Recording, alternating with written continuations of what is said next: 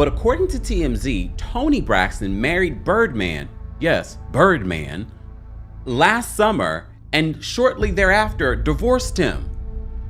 But now they have dismissed the divorce? First of all, Toni Braxton married Birdman? I know I shouldn't be shocked because we know that they've had this sort of on again, off again relationship. But Birdman? You will definitely be upset. You will definitely be upset because you will be outstunned, motherfucker. I went to you can start working out though. Just start like get in the gym though, nigga. You know I ain't gotta work out, nigga.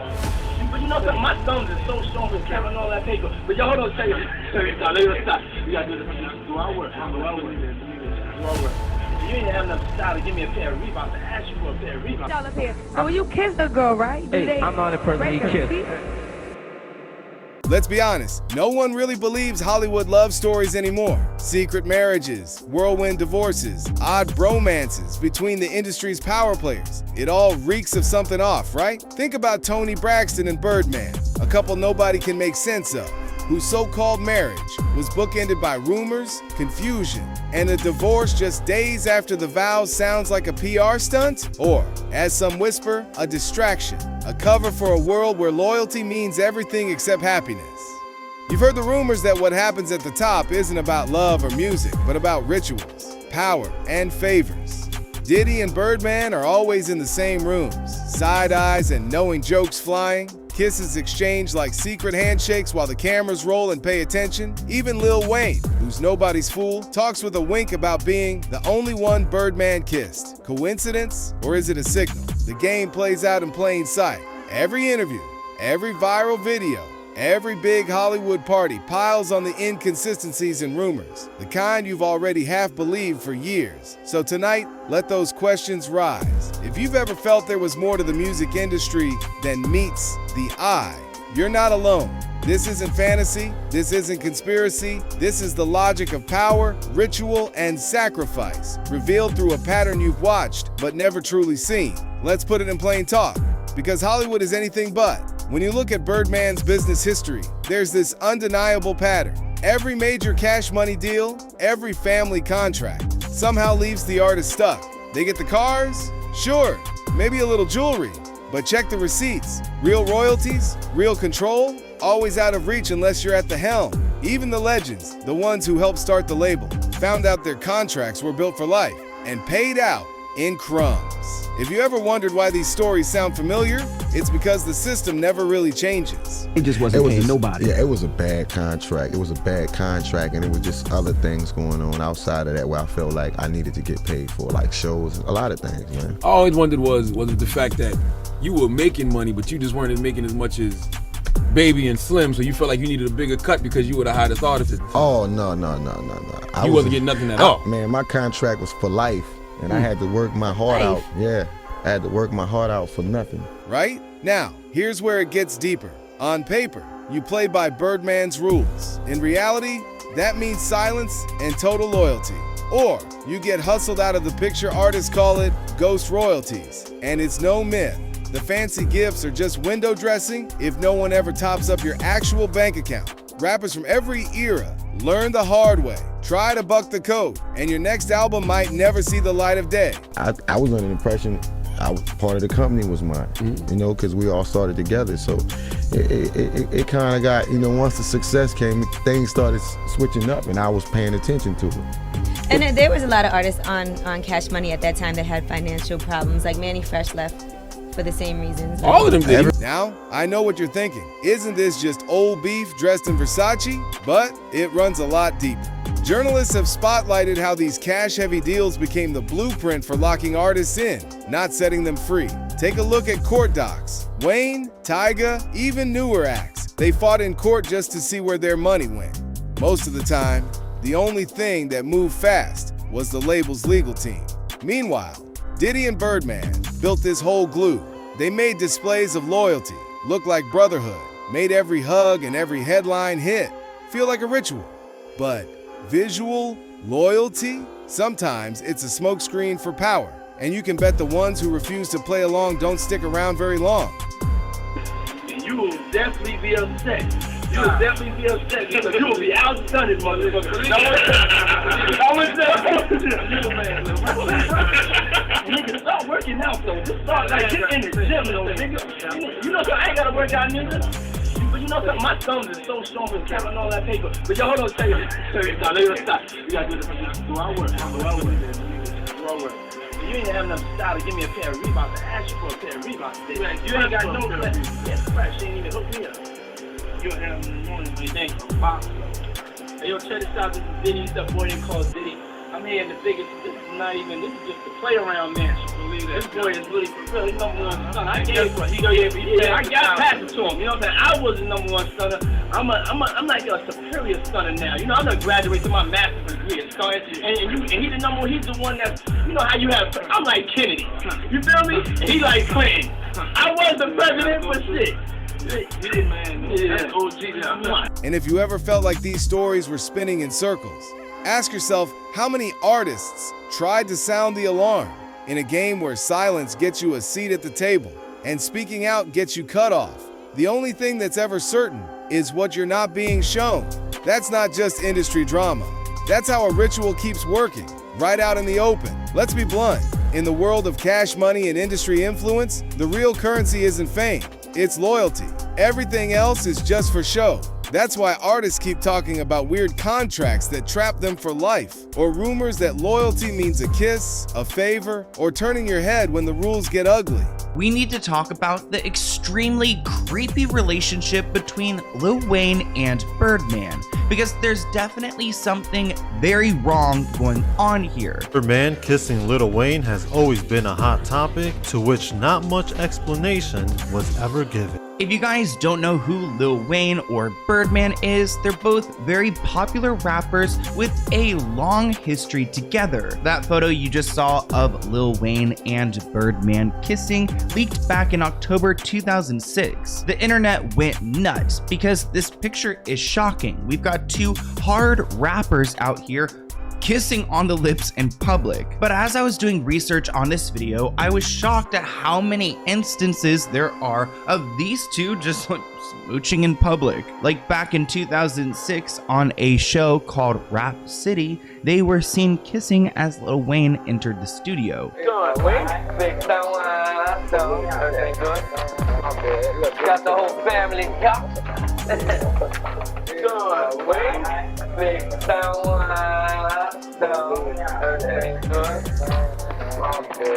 No one else in that room got that kind of greeting, but there's this bond between Birdman and Lil Wayne, and they're not afraid to show it. I mean, I even found another video of them at a concert hanging out with 2 Chainz and Lil Wayne and Birdman kiss. I couldn't really find the part where it exactly happened, and the music is really loud, so we're not gonna play that clip, but there are many clips out there of them two just hanging out and then kissing. But what makes this freaky is that Birdman is kind of like a father to Lil Wayne. He's acted like a father in his life, and they even had an album come out. It's literally titled Like Father, Like Son. The album came out in 2006, the same year that creepy photo resurfaced. Some of the songs on this album are titled Stuntin' Like My Daddy and Leather So Soft. What's going on with this R. Kelly-like relationship between Birdman and Lil Wayne? In one interview, Lil Wayne said that he was the only person that Birdman kisses. Wayne at one point on BET's 106 and Park even stated he was the only one who Birdman kisses.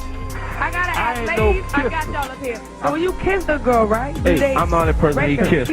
It's weird how they claim each other like they're in a relationship. I mean, it almost seems like they're dating. I found one video on YouTube titled Birdman Tries to Kiss Lil Wayne Again, but Weezy ain't having it. And you'll see in this clip that Birdman's like kind of like grabbing on to Lil Wayne and like trying to get closer to him, and it seems like Lil Wayne is upset with him. Birdman built his label on more than beats. He built it on testing boundaries, breaking young talent in, and making sure everyone knew who controlled the chance to be a star. Just ask Lil Wayne. He was practically raised in Birdman's image, but that closeness, it wasn't just family, it was conditioning. Something even Wayne's mother tried to warn him about. And when the lines finally did blur, Birdman made sure the world watched, kissing Wayne on the lips, on camera, as if handing down a scepter. But this wasn't an isolated moment. That system didn't just target Wayne. Artists like Juvenile were handed contracts that meant, quote, working for peanuts for life, and most didn't even get a slice of the empire they helped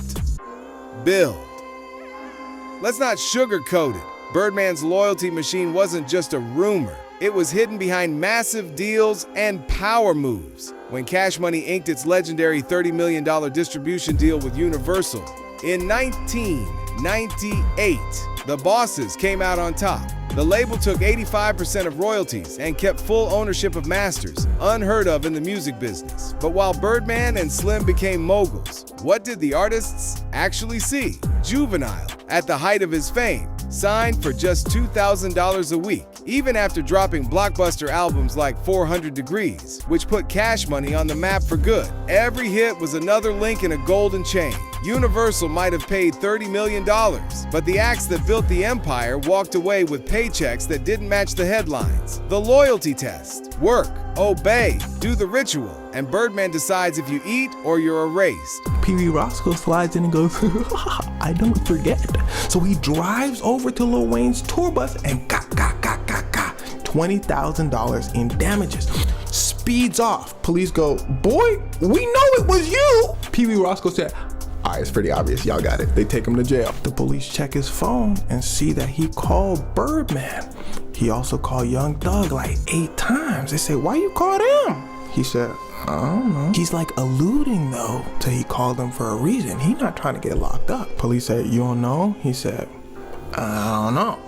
They was fighting, I don't know. So police go over to Birdman. They say, what's the deal? But Birdman says he would never do anything to hurt Lil Wayne. In fact, somebody from Lil Wayne's camp called him. He said Pee Wee Roscoe and Lil Wayne's camp, they kind of have like the same phone numbers. I don't really know how that part works, but he says they called him just to tell him about the argument, and that was it. But then police were able to get a jail call from Pee Wee Roscoe with Birdman saying, here's $250,000 and a brand new Porsche.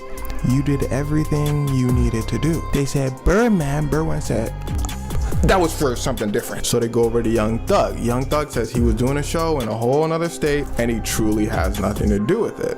Then police get a confession from Pee Wee Roscoe. Kinda.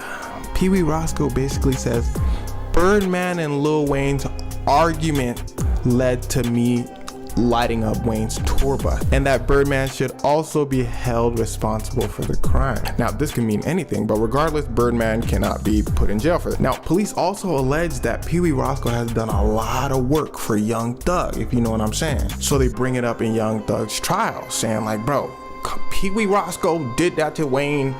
It has to be Young Thug. The judge basically said, y'all got any proof? Police said, no, but damn it, we know. So when musicians like Wayne saw the trap and tried to break free, the system pushed back hard. Suddenly, friendships turn strategic, alliances get deadly, and new faces like Young Thug line up right behind, ready to play by Birdman's rules or live with the consequences. Let's go even further, because the machine doesn't just chew up artists, it shapeshifts, adapts, and retaliates when it's threatened.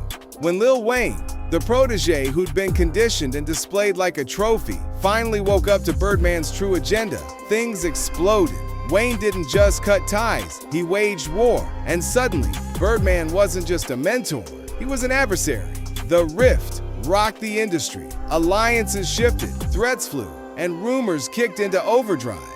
The story with you and Wayne, how did you guys become so close? His parents went to school with my brother and sister. Honestly, when he was young, I met him through another guy named Lil Slim. But when he was young, his mama didn't want him around. So Birdman met Lil Wayne when Wayne was 8 years old, which now this is kind of starting to sound like a grooming situation. And I feel like Lil Wayne's mother knew that Birdman was up to no good. Reports claim that Lil Wayne's mother did not want her son to be around Birdman, and that's because he had a reputation on the streets. And I mean, I wouldn't want my 8-year-old hanging out with, a big rapper either. And so I understood that, but he just kept coming. He wanted it. He wanted the life. And I just wanted to help him because I ain't want him to live my life. I just saw some young bro with some talent and I thought I could help him. And that's what I did. I just saw some little youngsters lost like I was at their age. And I wanted to see how I could bless them and help them go to school and don't be like I was. Birdman can try to frame it a certain way, but at the end of the day, an 8-year-old doesn't need to be involved in the rap scene. But I understand why he wanted to help, because he had gone through a tough upbringing himself, so he wanted to protect Lil Wayne. But he ultimately did the opposite, because he didn't protect him from anything. In 1995, Lil Wayne was 12 years old, and he signed to Cash Money Records. He actually joined the label as a duo with another person, and their group was called BGZs, and they put out an album titled True Story. That same year, Lil Wayne's stepfather, Rabbit McDonald, is killed. As a result, Birdman takes on even more of a father figure role. It seems like this Rabbit McDonald, Rabbit is his nickname, was really Lil Wayne's father figure growing up until he was killed. And I was trying to figure out how he died, and I found this one article that claims that he got kidnapped at a club. They shot him and threw his body right out of the car. I mean, imagine being 12 and learning that's what has happened to pretty much your father. This gave Birdman the perfect opportunity to hone in on Lil Wayne's life and take advantage of a vulnerable boy. But this cycle of exploitation wasn't limited to Cash Money's founding artists. Enter the next generation. P.B. Roscoe, Young Thug, allegedly pulled in and used as pawns. It said Birdman would keep Young Thug close just to destabilize Wayne, a real-life chess game with careers and livelihoods as pieces, and the industry's not blind. Terrence Howard, a Hollywood insider, says he was stunned the rap world still exists at all, considering what so many artists are pressured to do: break masculinity stereotypes, prove their loyalty in ways no one admits in daylight. He hints, and survivors whisper, about the market for down-low favors, especially at the most infamous parties. Rappers, they're all so tough until you hear their real name. Yeah, or until you see them at a puffy party. Oh. Then they're not tough no more. I'm surprised that the rap game is still alive because the masculinity that the rappers are supposed to portray. Oh, drop it. Every era, the faces change, but the control stays. Those who speak up or refuse are erased, blacklisted, forgotten, or worse. The rules, they're old and ugly, and the more the public looks away, the more the system feeds on fresh faces, unafraid to chew up even its own legends when they become inconvenient. Time to take the gloves off. Let's look at what happens to anyone who refuses to bow, blend in, or keep silent. Some brave or desperate voices speak out and try to break the code of silence. P.D. Pablo wasn't just talented, he was outspoken. When he tried to reveal the ugly system of intimate favors and silent exchanges running the industry, what happened? He was branded a problem, hit with rumors and setups, and quietly erased from the main stage. And they tell him, okay, yeah, you can have a deal.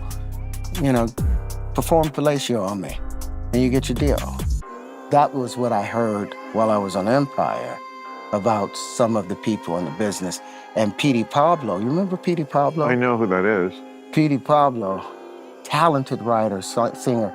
Him and Young Buck wrote a song called Ho Is On. And in that song, back in about 2011 or 29 or something, because he called out all of the homosexuality taking place at those parties and those people, he was kicked out of the music business. No radio station would play his stuff. So you look for P.D. Pablo, he's not around anymore. But that song, Ho It's On, they did not care. They went all in on it. The way the system handles rebels is always surgical. Fake accusations, whispers, and blacklisting. Your reputation gone before you can finish your story. Terrence Howard reminds us, sometimes a setup is all it takes for a promising artist to become a pariah. They accused him of fondling or touching someone at a bar. Oh, yeah. At a bar, and then they accused him of touching some dude. It sounded like he... I'm like, dude. And let's talk about what really goes down at the wildest parties. The Diddy circuit, the freak-offs, where new artists are invited, and insiders like Terrence Howard see with their own eyes just how far the old power will go to test, break, and control young stars. The rituals aren't superstition, they're strategy. Humiliation breaks people down, and every broken buck or sacrificed spirit becomes a warning for the next generation. This is what happens if you fight back over and over. The message is clear. If you want fame, you play the game, but slip up, speak up, or just outlive your usefulness, and the machine erases you. Sometimes before you truly understand what went wrong. The faces may change, but the rules don't. And the public's ability to look past the rumors is the industry's strongest shield. If you think the Favors for Silence game is just about hush money or NDA contracts, think again. When Diddy enters the picture with Birdman, you're watching the pros, masters at conditioning artists, and enforcing loyalty with intimidation, humiliation, and spectacle. You've probably seen the stories swirl about Diddy's infamous freak-off parties where who gets in is as telling as who never comes out the same.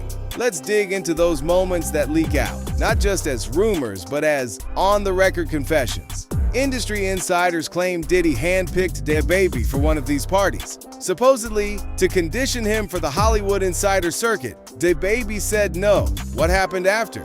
His career nosedived, virtually overnight. Coincidence? The entertainment blogs didn't think so, and neither did streetwise insiders. For every DaBaby, there's someone else who pays an even heavier price for refusing to play along. Me and Puffy hung out one night.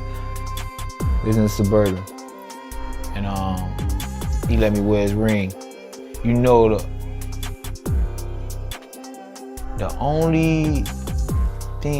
first thing we discussed when we got in the truck. You know what he discussed with me? What type of guns you like, money? He said, what type of guns you like, money? I said, I got a stick at my crib. I said, I keep a 40. He's like, nah, man, I like my revolver. He said, I keep my revolver. And I think he had it on, like, at the time. We was in the truck. He was like, I gotta have my revolver. And then I think one of the security guards was talking about what they like. I was like, man, I like my chopper. You know what I'm saying? Like, we're just having, that's the kind of conversation he gave me one-on-one. Then you get Freddie P, a survivor, an eyewitness, coming forward about what really goes down. He's spoken about Diddy, threatening people with firearms during these secret freak-offs, making the rules crystal clear. Keep quiet, play ball, or you'll end up on the wrong side of the machine. And it's not just tough guy posturing. There are real, emotional scars. Freddie reveals how one victim, a young boy dragged into these circles, fell apart after the experience, unable to ever feel whole again. I knew about that one, but threatening your life. Yeah, he threatened my life. He threatened my life in front of everybody. But it's like, I mean, what do? You think we're the only ones? Like I said, it became a behavior. I've watched Puffy threaten somebody on camera. He is on camera with him whispering in somebody's ear like, Playboy, like. And Puffy, you look at Puffy. You think Puffy can beat somebody's ass? Like, I ain't gonna get it. He got little hands now. But you think Puffy could really like beat most of the men he be disrespecting? No. Like I say, he addicted to that power, and he turned into a monster. And there's people like that in my group. I was hearing stories about people in my group. I never explored saying shit, but they don't want us to talk about Puffy. They just don't. And it ain't reasons being maybe not that they want to be rappers. A lot of people got to run into them in the streets again. You can understand, see, some of these people be too deep in the street. They get jumped on, they get bullied. You got Puffy henchmen, you got Puffy, the colorful guys with him. He got both communities. So a lot of these guys who still trying to do music and still be in that environment don't speak on Puffy because they will eventually fear something happening to him. You're in his world. So you knew what happened to Dunn before it came out? I knew about that, just like I know about the ones that's gonna come out after this. And it's gonna shock y'all. No, this isn't the plot of a gritty Netflix original. It's the legacy of unchecked power, where talent is only half the test. The rest is about what you're willing to risk and what you're willing to swallow to keep your spot. And if you ever wondered how some of these stories stay hidden for so long, simple. The victims are taught to stay silent, and the ones who break are quietly swept away, replaced by the next ambitious star. The cycle continues, and every time a new name steps into the light, you've got to ask, What did it cost them in the shadows? So what was the real story behind Toni Braxton and Birdman's whirlwind marriage? Were they truly star-crossed lovers? Or was this just another industry chess move? A kiss on the lips disguised as a contract? A union to shield darker alliances? I think she was just trying to secure some money. But I thought Birdman had went broke, so I'm just like, well, damn, you know what I'm saying? Like, I think Toni, aka the bankruptcy Barbie herself, I think she was trying to make sure she was straight financially.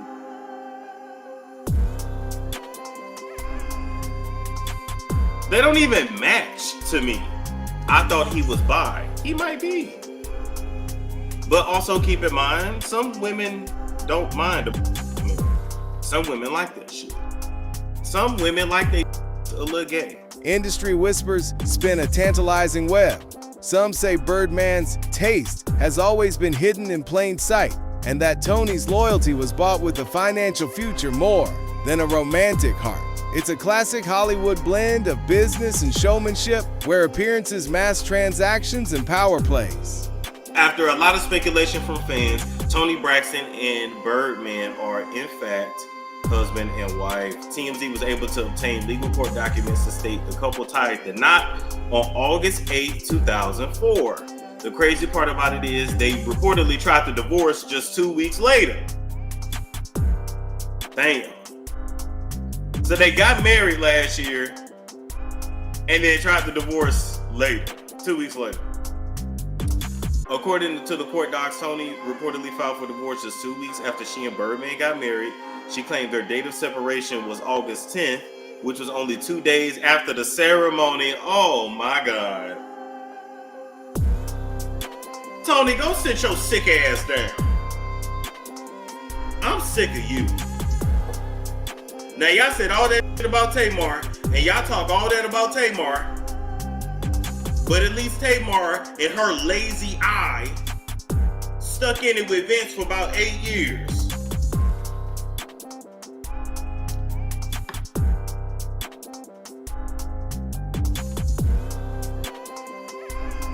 Just got a text from that. Okay, appreciate it. Perfect. Are you kidding me? Go sit your lupus having, sick ass, bankruptcy prone ass down. 2 weeks after tying the knot, yes, 2 weeks, Toni filed for divorce, citing an irretrievably broken relationship. Whether it was a PR stunt, a financial move, or a cover for Birdman's closeness to Lil Wayne remains shrouded in speculation. But what's clear is that their on-again, off-again relationship keeps the story alive and confusing fans everywhere. I think the great thing about being in our relationship is that we're the yin and the yang. We're peanut butter and jelly. We're completely different, but we go together and we balance each other. He helps me get in tune with my intuition, I would say. And I think I help him with his softer side. You don't always got to keep it G, like it's okay to be human. You don't always have to be a guy and be like, whoop, whoop, whoop, whoop, whoop. Doesn't always have to be whoop, whooping all the time, you know? Toni tries to frame their bond as yin and yang, perfect opposites that complete each other. But when the dust settles, doesn't it all look a bit staged? Like two players, reluctant to spill the full truth, sticking to a narrative crafted to keep fans guessing, and the industry's secrets safe. It's one person that really shocked me, and I want to say this, brother. I'm sorry for what you had to go through, man. And when I watch you, when I watch it back and I watch you, I feel more sorry for you, because even I could see you was a weaker link, and he took advantage of that. And doing that, you redirect somebody's career. You redirect their path in life. Like I wanted to be a rapper until I got into the industry and found out what was in the back of it. And I was like, I don't want to rap no more. And I can understand the same thing for him, but he got SA'd. So I don't know how many times it happened, but man, I feel with you, brother, man. And I feel like when you get your chance to speak up, you go out there, you be courageous. Don't worry about what the public got to say about you. You know, we support you. No matter what, we support you, bro. Cause like I say, man, we all been in a situation where somebody used leverage against us. And it's unfortunate. And while this whirlwind happened on the surface, beneath it lies a grimmer reality. Freddie P, a witness to the darker side of these elite circles, reveals the emotional toll inflicted on young victims silenced behind closed doors. For every flashy headline, there are broken lives, whispered secrets, and wounds that never heal. This is the cost of fame hidden behind closed doors. How loyalty is bought, secrets are shared or forced, and careers are collateral damage in a ruthless game. The stories of Toni and Birdman, Diddy and his inner circle, and the artists who got too close to the truth are warnings wrapped in glitz, too deep for most to see. And now, we're left with the hardest question: how many others have been sacrificed so we can keep watching the show? If you like this video, hit that subscribe button so that you never miss out on any new videos. And until then, fam, keep it real.